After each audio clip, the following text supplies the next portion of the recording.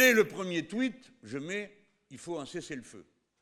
Parce que, immédiatement, et au départ, il faut quand même le dire, M. Netanyahou pouvait dire « ah ben c'est de la légitime défense ».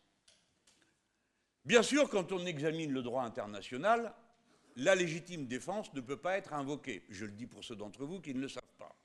Puisque Israël est considéré comme occupant par rapport au territoire de Gaza, dont il contrôle tous les éléments. C'est pourquoi, en droit international, vous ne pouvez pas être un occupant et pratiquer la légitime défense contre la population que vous occupez.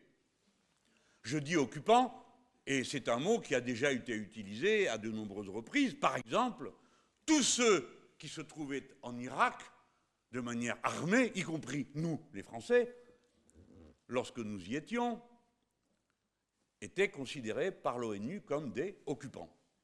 Occupants, vous créez une série d'obligations, parce qu'il y a un droit de la guerre. Alors je sais que pour beaucoup, le droit de la guerre paraît une idée absolument invraisemblable. En quoi la guerre devrait-elle se dérouler, alors que quand même la guerre, c'est quand même une série de crimes organisés, hein. En quoi la guerre devrait-elle se dérouler d'après les règles? C'est ce que je vous disais tout à l'heure à propos de l'importance du droit international.